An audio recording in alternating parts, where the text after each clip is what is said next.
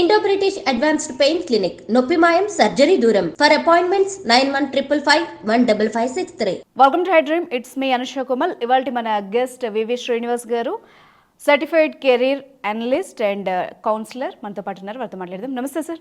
నమస్కారం అండి. సో యూజువల్గా కెరియర్ కౌన్సిలింగ్ గురించి ఎక్కువగా వింటున్నాం. దాని ఇంపార్టెన్స్ ఇప్పుడు జనాలు అర్థం చేసుకుంటున్నారు. బట్ మెయిన్ క్వశ్చన్ ఏంటంటే అసలు కెరియర్ కౌన్సిలింగ్ అనే వర్డ్కి మీనింగ్ ఏంటి, అట్ ది సేమ్ టైం మీ దగ్గర ఉన్న మెథడ్స్కి దీనికి డిఫరెన్స్ ఏముందో ఈజీగా చెప్తారా అర్థమయ్యేలాగా? డెఫినెట్గా అండి. నేను చాలా సందర్భాల్లో చెప్తున్నట్టు కౌన్సిలింగ్ అంటే nothing but advising somebody else or guiding somebody else out of your experience and knowledge. Okay. For example career counselling కోసం ఎవరైనా వచ్చారనుకోండి, మీ దగ్గర ఆల్రెడీ ఎక్స్పీరియన్స్ ఉంది, మీరు ఎక్స్పీరియన్స్ చేసుంటారు, మీ దగ్గర నాలెడ్జ్ ఉంది కాబట్టి 10th తర్వాత ఏమేమి గ్రూప్స్ అవైలబిలిటీలో ఉన్నాయి, ఏ గ్రూప్స్ తీసుకుంటే ఏ జాబ్లోకి వెళ్ళొచ్చు అనేది మీరు షేర్ చేస్తారు. So out of your knowledge and experience. అవును. బట్ అది సరిపోదు స్టూడెంట్స్కి. సో మా దగ్గర డిఫరెన్స్ ఏంటనేది మీరు అడిగిన దానికి సమాధానం ఏంటంటే, we follow a scientific approach. ఏమని పిలుస్తామంటే 4 steps career planning process by using some techniques, scientific techniques. So దీనివలన ఏం జరుగుతుందంటే, కరెక్ట్గా స్టూడెంట్కి ఏ options suitable, mark the word suitability, that is very very important.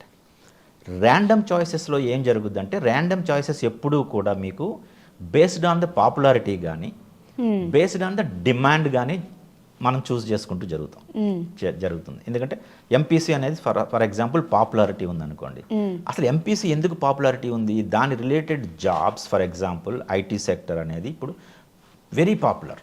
ప్రతి ఒక్కరూ నేను సాఫ్ట్వేర్ ఇంజనీర్ అవ్వాలి అనే దానికి చాలా రీజన్స్ ఉన్నాయి. ఇంకో ప్రొఫెషన్ ఇంకో కెరియర్ తీసుకున్నారనుకోండి, ఐఐఎమ్స్కి వెళ్ళొచ్చు, ఐఐటి, ఐఐఎమ్స్, లేకపోతే ఎయిమ్స్, ఇవన్నీ పాపులర్ ఇన్స్టిట్యూషన్స్ లేదా popular courses. So traditional way of కౌన్సిలింగ్లో ఏం జరుగుద్దంటే, మ్యాక్సిమం ఆ కెరియర్ని చూస్ చేసుకోవడానికి పాపులారిటీ అనేది ఒక కారణం అవుతుంది. లేకపోతే కోర్సెస్ ఏవైతే డిమాండ్ ఉన్నాయి అట్ దిస్ మూమెంట్, ఈ డిమాండ్ ఉన్న కోర్సు మా పిల్లలు చేయడం వలన వాళ్ళకి ఫ్యూచర్లో తొందరగా జాబ్ వస్తుంది. అంటే ఇవంతా ఏంటి, ర్యాండమ్గా జరుగుతూ ఉంటుంది. But when it comes to our concept, మనం కొన్ని టెక్నిక్స్, సైంటిఫిక్ టెక్నిక్స్ యూజ్ చేసి అసలు స్టూడెంట్ ఎలాంటి కెరియర్కి సూటబుల్ అవుతాడు, ఎలాంటి కెరియర్కి సూటబుల్ అవుతాడు అనేది ఐడెంటిఫై చేసిన తర్వాత చూస్ చేసుకోవడం జరిగిందనుకోండి, student become a confident. Okay. ఎందుకు నేను సో గ్రూప్ సెలెక్ట్ చేసుకున్నాను, ఈ కారణం వలన సెలెక్ట్ చేసుకున్నాను. ముందు కేసులో సో గ్రూప్ సెలెక్ట్ చేసుకున్నాను, ఇది అవ్వచ్చేమో, నేను సాఫ్ట్వేర్ ఇంజనీర్ అవ్వచ్చేమో, నేను హైటెక్ సిటీలో 1 lakh రూపీ పర్ మంత్ సంపాదించొచ్చేమో, నేను ఐఐఎంకి వెళ్ళొచ్చేమో, ఏమో ఏమో ఏమో అనేదంతా కూడా ర్యాండమ్ సెలెక్షన్. ఇక్కడికి వచ్చినప్పటికీ నో, ఇది నా సూటబుల్ గ్రూప్, సో నేను దీన్ని సెలెక్ట్ చేసుకోవాలి. అప్పుడు ఖచ్చితంగా మీరు చెప్పండి, స్టూడెంట్ కాన్ఫిడెంట్గా ఉంటాడా లేదా? Yes, exactly. That's how success comes. అంటే ఏం చేస్తే ఎలా ఉంటుందనేది ముందే ప్రెడిక్ట్ చేసేసుకుంటారు కాబట్టి ఇంకా కాన్ఫిడెంట్గా ఉండొచ్చు. అంటే ఫర్ ఎగ్జాంపుల్ మీరు ఒక రెడీమేడ్ గార్మెంట్ షాప్కి వెళ్ళారనుకోండి, పిల్లల్ని తీసుకుని, మీ బ్రదర్కో ఎవరికో ఒక టీషర్ట్ కొనాలి. మీరు మీ బ్రదర్కి ఆల్రెడీ వాళ్ళ ఫ్రెండ్స్ ఎవరో ఒక కైండ్ ఆఫ్ కలర్ టీషర్ట్ వేసుకుంటే చాలా నచ్చింది మీ బ్రదర్కి అనుకుందాం. ఎందుకంటే ఆ టీషర్ట్ వేసుకున్న పర్సనాలిటీ చాలా అద్భుతంగా కనిపిస్తుండొచ్చు. సో ఇతను ఏమనుకుంటాడు, నేను కూడా అలాంటి టీషర్ట్ వేసుకోవాలి.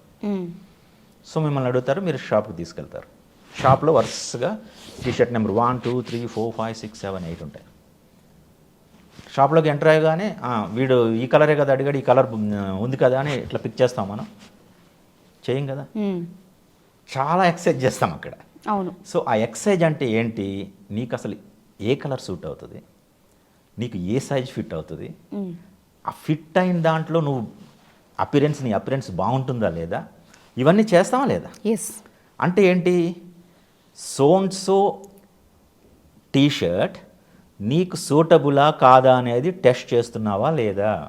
ఎగ్జాక్ట్లీ. మరి అలాంటప్పుడు కెరియర్ దగ్గర చేయాలా లేదా నువ్వు? చేయాల్సిందే. That's what exactly. Mm. That's what exactly the point. Mm. ఎవరో ఎంపీసీ చదివి ఐఐటీలో సీట్ కొట్టాడు కాబట్టి నీకు మ్యాథ్స్ వచ్చినంత మాత్రం నువ్వు ఐఐటీకి వెళ్ళిపోతే ఐఐటీలో నీకు నువ్వు ఐఐటీ నీకు సూట్ అవుతుందని గ్యారంటీ లేదు. Mm. సో నీ సూటబిలిటీ ఏంటనేది తెలుసుకోవాలి నువ్వు 9th లో ఉన్నప్పుడు 10th లో ఉన్నప్పుడు. సో ఇప్పుడు చూస్తున్న వ్యూవర్స్కి ఒక ఎక్స్పర్ట్ని కలవాలి, కెరియర్ గైడెన్స్ తీసుకోవాలనుకోండి, Yeah. వాళ్ళకి ఎలా అప్రోచ్ అవ్వాలి, ఎక్కడికి వెళ్ళాలి, అది కూడా ఒకసారి చెప్పండి. ఎప్పుడు వెళ్ళాలి? ఎగ్జాక్ట్గా ఐబీ సిలబస్ కానీ లేకపోతే ఇంటర్నేషనల్ సిలబస్లు కానీ చదువుతున్నారనుకోండి, వాళ్ళకి 8th లో ఒక ఆప్షన్ ఉంటుంది. Groups what is options select చేసుకునే ఆప్షన్ వాళ్ళకు ఉంటుంది ఐబీ సిలబస్. వాళ్ళు ఖచ్చితంగా 8th స్టాండర్డ్లో ఈ ప్రాసెస్లో రావాలి. లేదు వాళ్ళు రెగ్యులర్గా సిబిఎస్ఈ కానీ లేకపోతే స్టేట్ సిలబస్ కానీ చదువుతున్నారంటే 9th 10th లో అప్రోచ్ అయితే సరిపోతుంది వాళ్ళు. ఓకే.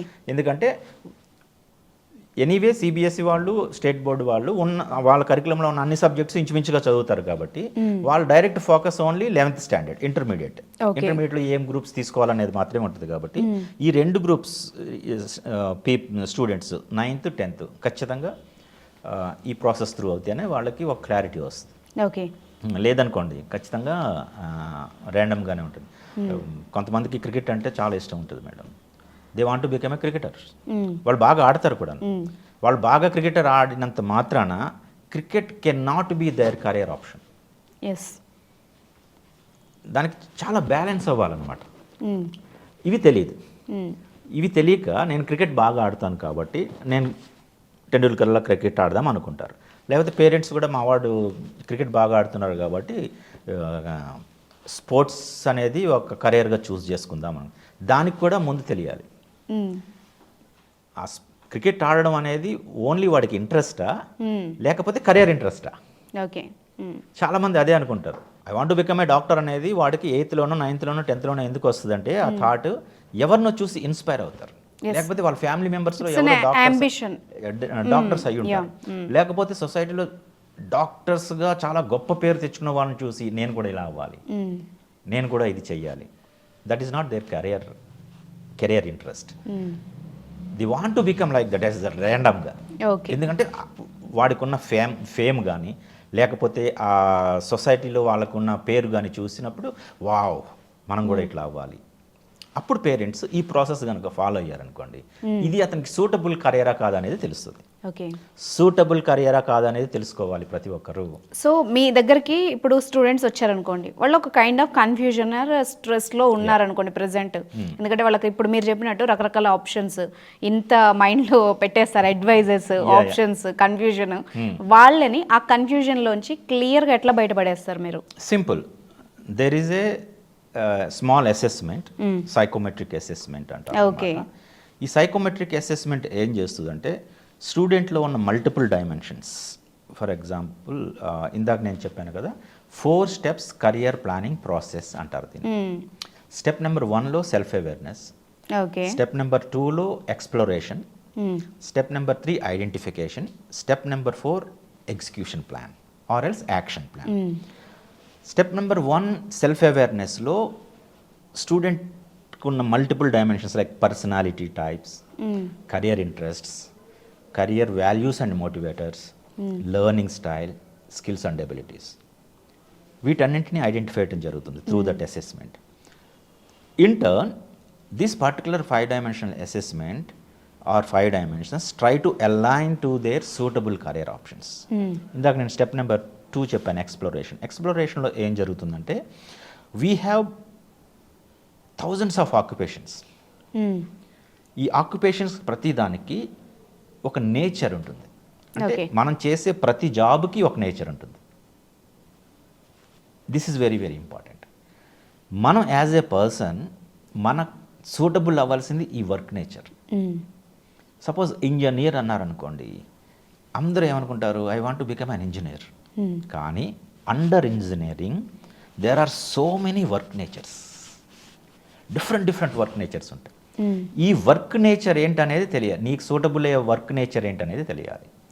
దీన్ని based on the work nature ఒక క్లాసిఫికేషన్, ఒక గ్రూపింగ్ జరిగిందనమాట. అంటే career clusters, career paths and occupations. Under every cluster multiple career paths ఉంటాయి. Under every career path multiple career options ఉంటాయి. సో మనకి ఏ కరియర్ ఆప్షన్, ఏ కరియర్ నేచర్, ఏ వర్క్ నేచర్ సూటబుల్ అవుతుందో తెలిసినప్పుడు దాన్ని అచీవ్ అవ్వటానికి what is your road map of the education. Okay, మీరు ఏం చదవాలి, ఏం చదవాలని తెలిసినప్పుడు మీరు చూస్ చేసుకుంటారు. సపోజ్ మీ కళ్ళ ముందు ఒక 10 ఆప్షన్స్ ఉన్నాయనుకోండి, ఈ 10 ఆప్షన్స్ కూడా ఉన్న థౌజండ్స్ ఆఫ్ ఆప్షన్లో ఈ 10 ఆప్షన్స్ మీకు సూటబుల్ అయిన ఆప్షన్స్. ఇప్పుడు దాంట్లోంచి ఒకటి సెలెక్ట్ చేసుకున్నారనుకోండి, అది యాక్యురేట్ సెలెక్షనా కాదు? Yes, that's what it is. Okay, random ఉండదు అనమాట. అప్పుడు స్టూడెంట్కి కానీ తల్లిదండ్రులకైనా ఏం తెలుస్తుందంటే, మా వాడి పర్సనాలిటీ స్టైల్ ఇది, వీడి దగ్గర ఉన్న మల్టిపుల్ డైమెన్షన్స్ ఇవి, ఈ డైమెన్షన్స్కి ఈ జాబ్స్ మాత్రమే సూట్ అవుతాయి. సో ఈ జాబ్స్లోకి వెళ్ళాలంటే స్టెప్ నెంబర్ 4లో what is our educational road map. ఏం చదవాలి, ఇంటర్లో అయితే ఏ గ్రూప్ తీసుకోవాలి, గ్రాడ్యుయేషన్లో ఏం చేయాలి, పోస్ట్ గ్రాడ్యుయేషన్లో ఏం చేయాలి, ఇఫ్ నెసెసరీ అడ్వాన్స్మెంట్ కోర్సెస్ ఏం చేయాలి, ఇంక్లూడింగ్ ఏం చెప్తామంటే మేము ఆ పర్టికులర్ కోర్సెస్ మన ఇండియాలో ఏ ఇన్స్టిట్యూషన్స్ ప్రొవైడ్ చేస్తున్నాయి, ఒకవేళ ఇండియా కాకపోతే అబ్రాడ్లో ఏ ఇన్స్టిట్యూషన్స్ ప్రొవైడ్ చేస్తున్నాయి, అంత ఇంటెన్స్ డీటెయిల్స్ ఇస్తాం అనమాట మనం. Okay, it's couple of hours process ఇది. కాకపోతే స్టూడెంట్కి ఓపిక ఉండాలి, తల్లిదండ్రులకి ఓపిక ఉండాలి. వాళ్ళకి ఎలా ఉంటుంది అంటే, తల్లిదండ్రులకు చాలామందికి కాదు సార్ చెప్పేసేయండి, ఒక 2 minutes, ఒక 15 minutesలో చెప్పండి. See how their attitude.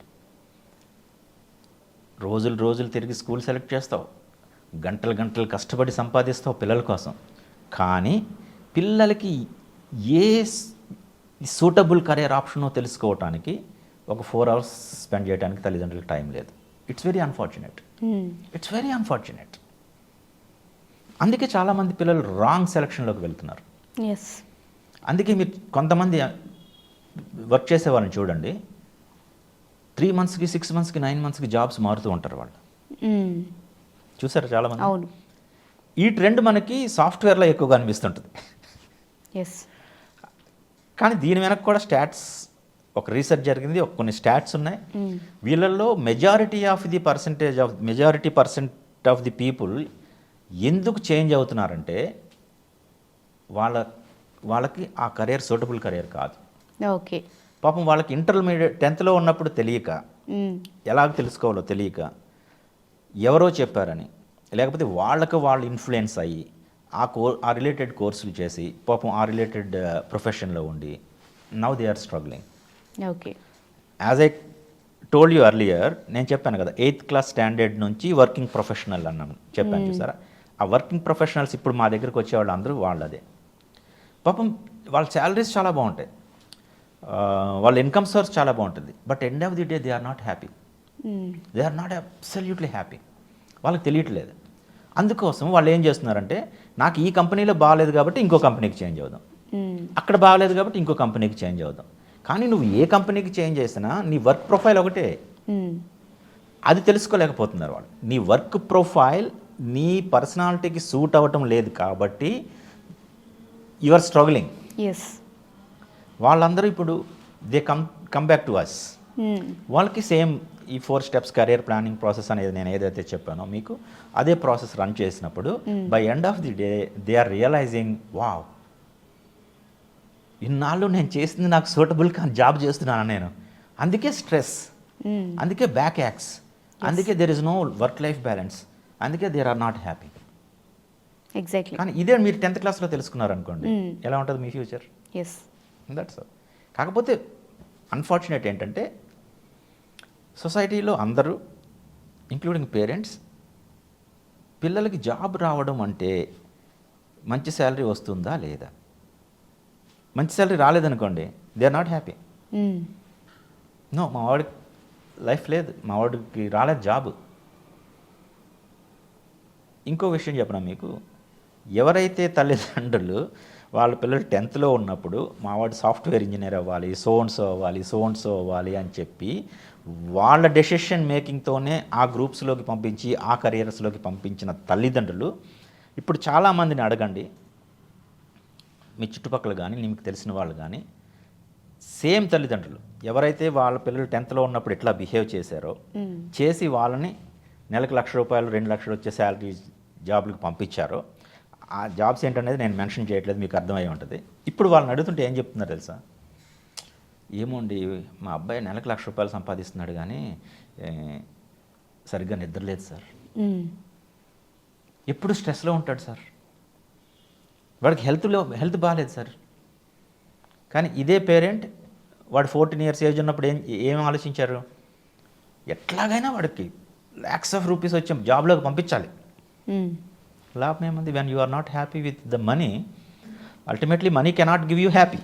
Yes, maybe up to some extent money అనేది కూడా మనకి హ్యాపీ ఇవ్వడానికి సమ్ ఎక్స్టెంట్ యూజ్ అవ్వచ్చు, కానీ బట్ మనీ ఒక్కటే మీకు హ్యాపీ ఇవ్వదు.